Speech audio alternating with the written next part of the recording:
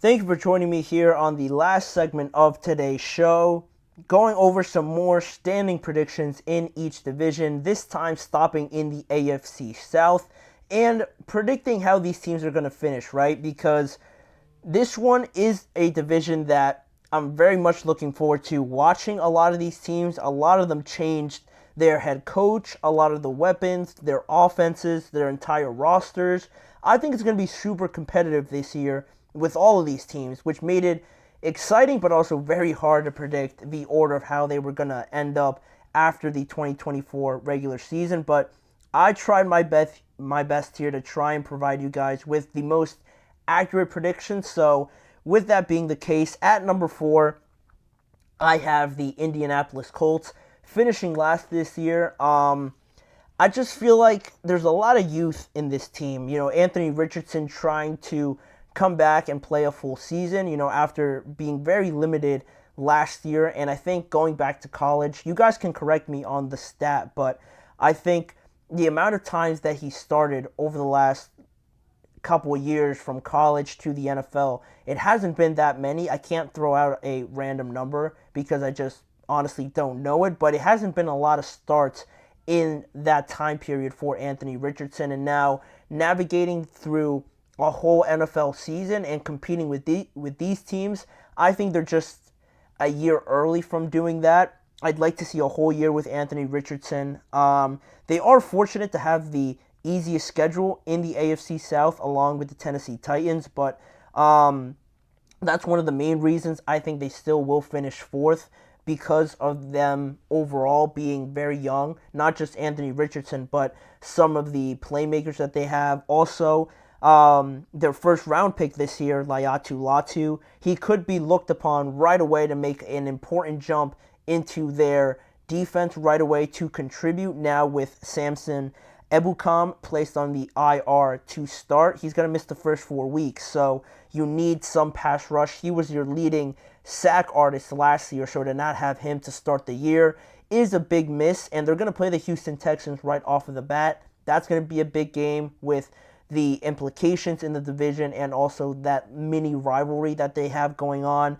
That's going to be interesting to watch, and how much, their first round rookie pick, obviously, right, can contribute right away.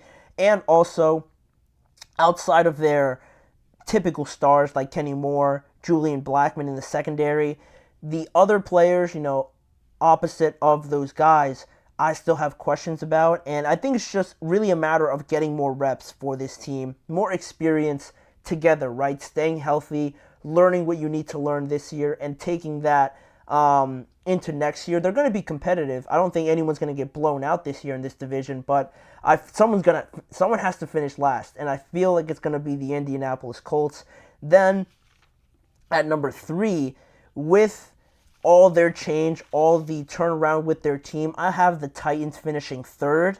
It was tough between them and second place because I really like all the changes that they made. I'm sure you guys have noticed that with me talking about it. The addition of Brian Callahan, all the players on offense and especially on defense as well. The roster on paper looks great. Looks like you have in every spot a very capable player. Maybe just outside of some spots on the offensive line, or middle linebacker or something like that. But really, you look at secondary, their defensive line is also another one that I will point out, having some doubts about it. But wide receiver, running back, quarterback, they have good players that showed a lot of promise for the young ones last year. So I really like those additions in compromise with Brian Callahan, bringing over his ideas, how successful his offense was with the Cincinnati Bengals. They have some of that aspect here in terms of offensive firepower with Tyler Boyd, being familiar with his system. Also, I don't have to say much about DeAndre Hopkins, right? Calvin Ridley coming off of a 1,000-yard season. They have, again, tied for the easiest schedule with the Colts, so I think that'll do them a lot of favors, and being pretty competitive in terms of wins and losses with a easier schedule than some of these other teams. They have all this potential, but the biggest thing that I'm now remembering is that this team did finish last year. So as much as I am a fan of all these additions, to make that jump from last to second just in a matter of, months, I think that's a big ask. That's a big jump to make right away. I could be proven wrong. They could make that jump. I think they're capable of doing it, but I think I'd play it safe, and I feel like third is a good spot for the Tennessee Titans. They showed some great signs last year, especially Will Levis, but he's now having to learn a whole new offense just in his second year. How easy does he make that transition, and how smooth does it go over with him and this team, trying to lead this team into any sort of playoff contention. So making that jump from last to second, I couldn't get myself to do it. So the Titans will finish third this year. And then at number 2, pretty obvious because they're not going to finish 1. It's going to be the Jaguars at number 2. The loss of Calvin Ridley hurts, especially to the Titans, just in the division, is a treacherous act if you're on the wrong side of it. But, that's what the Jaguars have to deal with now. The pressure on Trevor Lawrence, obviously having pressure as a number 1 overall pick. But I think more so, a lot of people talk about his contract, being the highest paid quarterback, one of the highest paid quarterbacks in the NFL. Still not really seeing that performance or a string of performances that really make you believe that he's up there with the other young quarterbacks, right? Like CJ. I think CJ, some people might have CJ Stroud ahead of Trevor Lawrence at this point, and he's played 1 year. And I don't like that narrative, right, for Trevor Lawrence, because he hasn't produced those moments like CJ Stroud has, in my opinion. So having that, coming into this year with that, trying to validate that contract, prove all the haters wrong, per se. And also, a lot of people forget that this team, as much as I have my doubts about them, with Trevor being one of them, and just overall losing Calvin Ridley, their secondary, their linebackers potentially, they were the number 1 team in the AFC to start the year last year. They were right up there with, I forget the record that they had. They might have been like 6-1 or something at one point, or something like that by week 5 or 6 or anything like that. But they were the number 1 team to start the year. They had a great start, but then obviously the wheels fell off. That sort of sign from a young team, an inexperienced team. Trevor got hurt.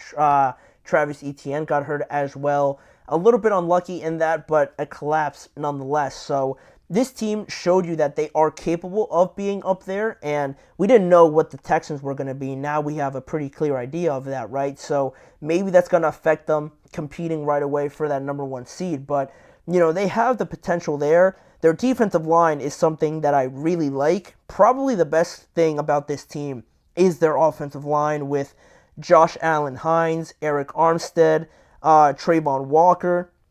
Those 3 guys just on that defensive line is up there with one of the best in the entire NFL, with how, Josh Allen-Hines finished last year among the best in terms of sacks, the potential of Trayvon Walker, and Eric Armstead, a very underrated pass rusher and defensive tackle in the NFL. So I like that. I like the addition of Darnell Savage as well to this secondary, but they did lose one of their best corners in Darius Williams. So there are some good, there's some bad with the Jaguars. I'm a little bit iffy. That's why I thought it was so close with the Tennessee Titans, but the Titans did finish last, and the Jaguars have shown me that potential a little bit. So this is as high as the Jaguars or any of these teams were going to go, because number 1 has to be the Houston Texans. It just has to. What can you say other than just looking at their roster? Arguably one of the best in the NFL. Made it to the divisional round last year before they added Danielle Hunter, Joe Mixon, Stephon Diggs, and all these guys. And now another year for Will Anderson to learn from Danielle Hunter. Christian Harris, another one of their best players, made a lot of big-time plays last year. And correct me if I'm wrong, but I think he got hurt in that game against the Baltimore Ravens. And he was doing a great job of covering, being a spy on Lamar Jackson. And I'm not saying like the Texans could have beat them outright right away, but if Christian Harris stayed in that game, fully healthy, I don't know. Like, maybe he would have finished that game out. The Ravens could have struggled, and then the Texans could have been in the AFC Championship game without any of these new additions. But he's one that I don't think gets enough credit for what he does. I really like him.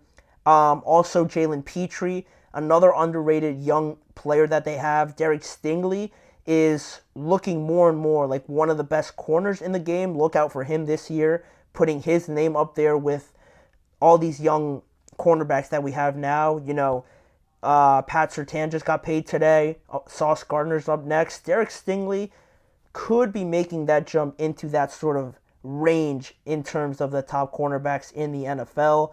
And last year they had a rookie head coach as well and a rookie quarterback leading this team, and they got that far. So adding all this experience, the experience that these young players have now, I don't see how they fall any lower than this, honestly. They do have one of the toughest schedules in the NFL and the hardest schedule in this division. How do they handle, the expectations and everything like that? But the talent does get you over a lot of these games, right? If you're just more talented than the other team and they have good play calling, good coaching as well, that's going to be enough when you're trying to make the difference against the Ravens or these other good teams that they play. I don't have their schedule in front of me. It seems like they have everything, barring any injuries or anything like that. They should be up there winning this division for sure, but up there, I wouldn't be surprised as a potential number one seeded team in the AFC. That's how much confidence I have in them. But that's pretty much it. That'll wrap up the standings, my predictions for how the AFC South is going to finish, but also that's going to wrap up today's show.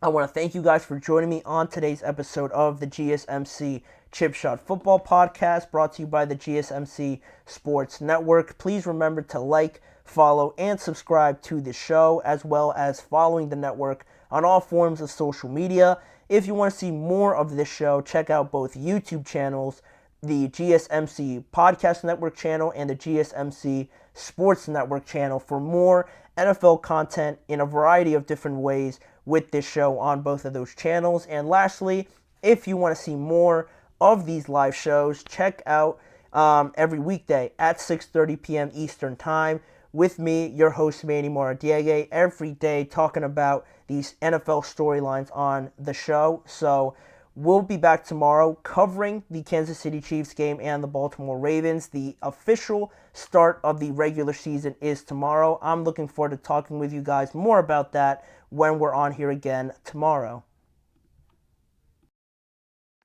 Mm-hmm. Mm-hmm. Mm-hmm. Let's go. I wake up to a little bit of drool on my pillow, feel like it's gonna be a bad day. Yeah, I'm tired of shit, and the coffee ain't hit yet, damn, ain't that great. I don't wanna go to